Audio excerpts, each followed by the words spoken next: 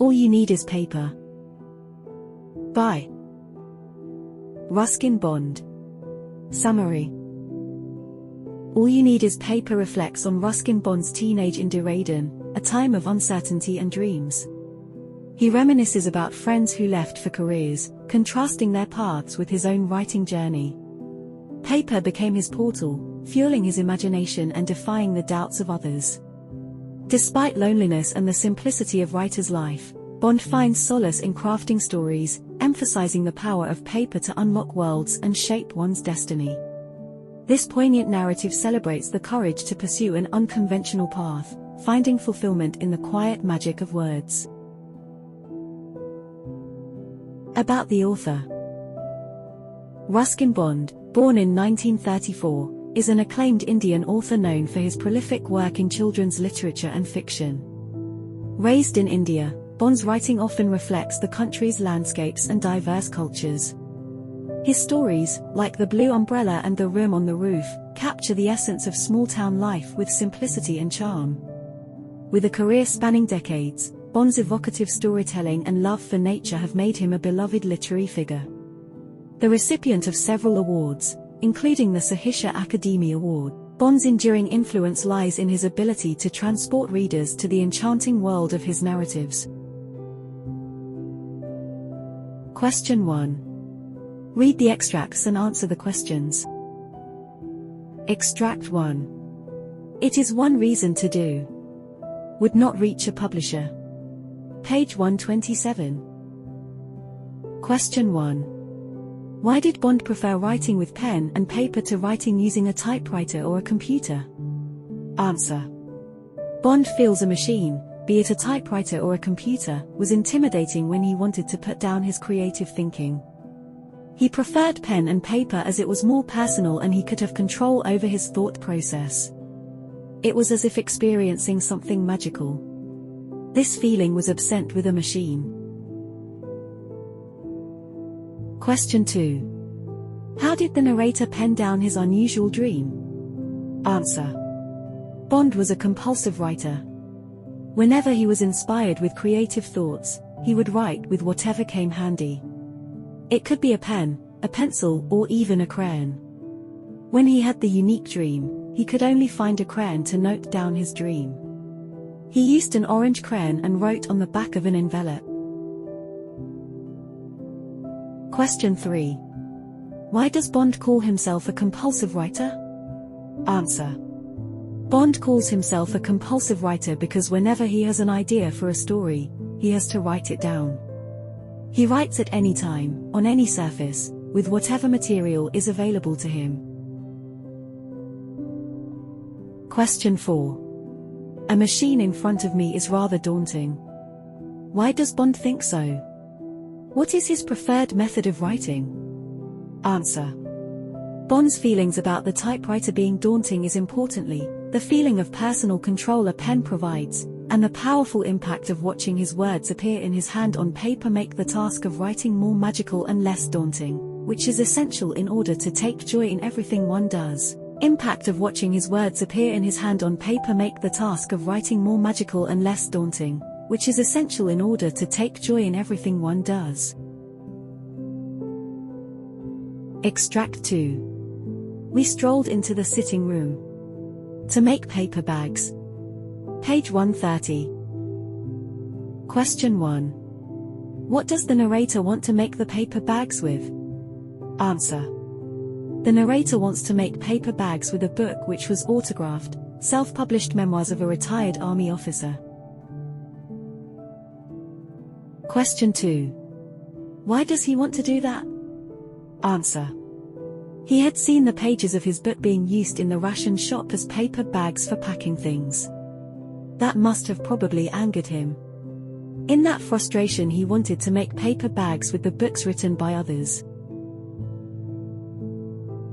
Question 3. What does that tell you about the narrator's state of mind? Answer.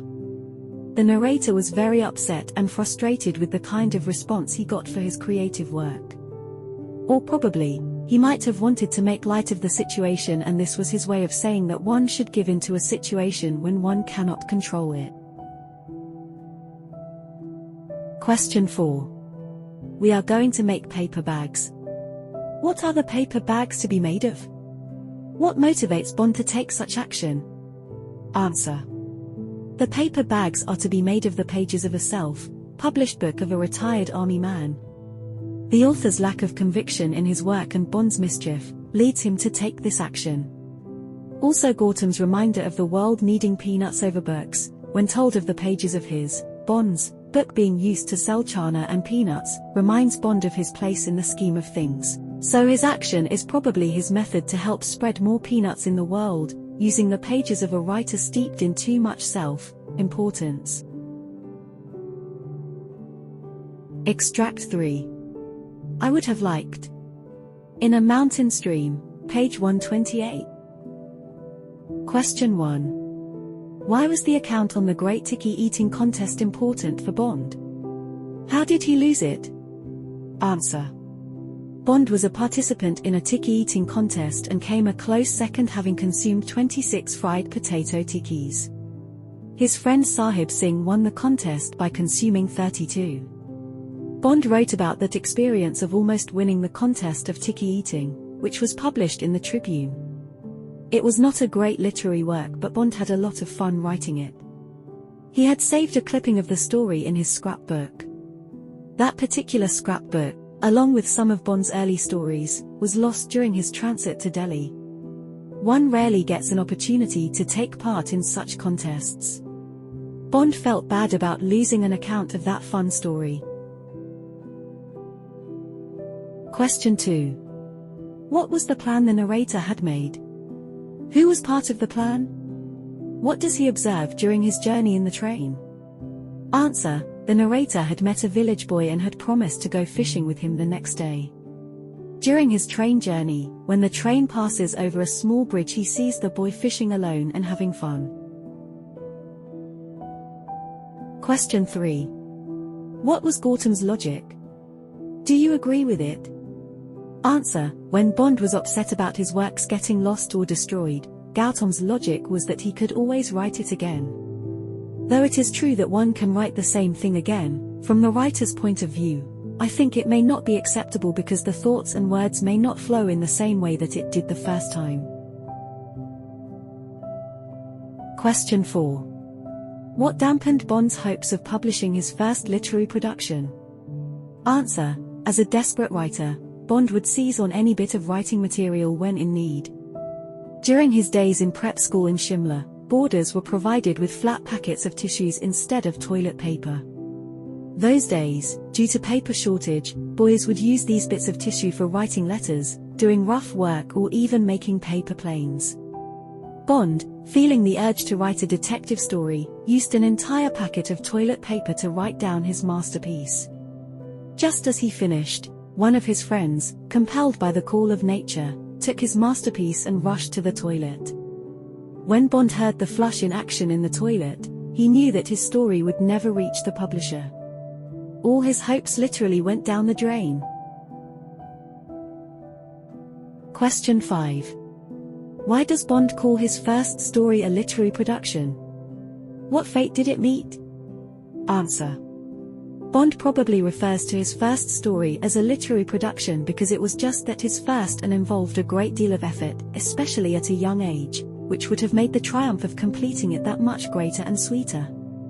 However, since it was written on a packet of tissues intended to be used as toilet paper, the manuscript ended up being used for its original purpose by his friend who had to rush to the bathroom. Question 6.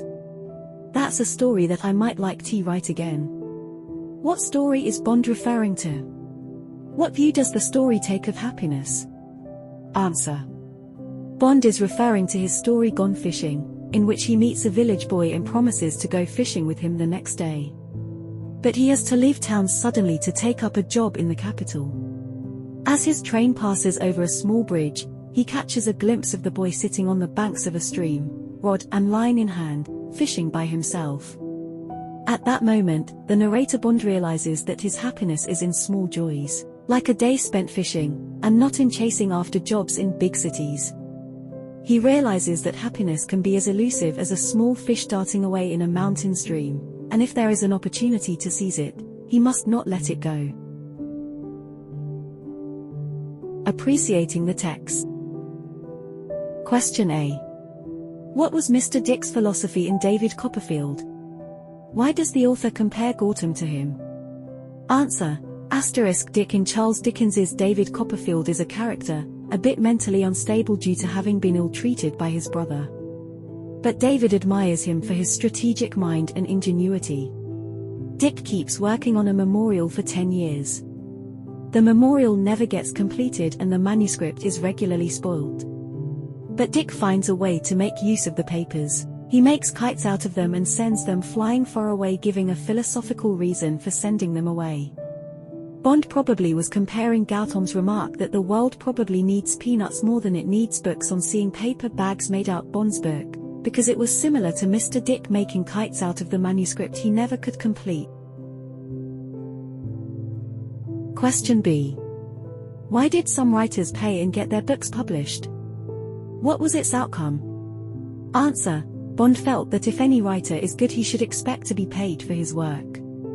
But some writers, out of desperation, pay themselves and get their books published, probably with the hope of getting some recognition.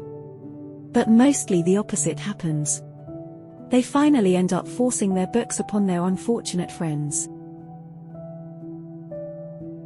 Question C. How do you think the kind editors Bond encountered in his early days contributed to his success? Answer. The editors Bond encountered in his early days who sent back his manuscripts with notes about improvement like try again and shows promise probably helped encourage Bond by allowing him to believe there was always someone who would take the time to read what he wrote. Also, the editors of the Chennai-based magazine and their 5 rupee fee also helped him keep writing, because Bond strikes us as a writer who takes joy in his profession for its sake, and for whatever small joys it brings him. Question D. How do you know Bond doesn't take himself seriously in writing in terms of gaining fame and money? Answer. Bond earned 5 rupees for every story of his that got published in the Madras-based My Magazine of India.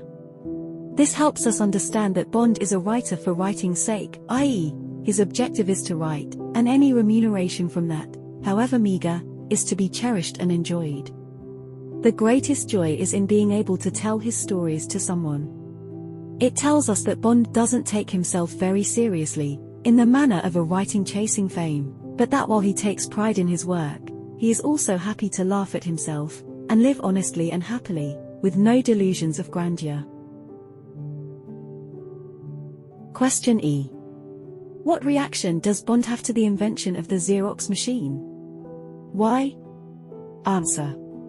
Bond is happy about it, since it meant he could take copies of his work, especially important because of his practice of writing by hand. It also meant that he didn't have to worry about losing his stories.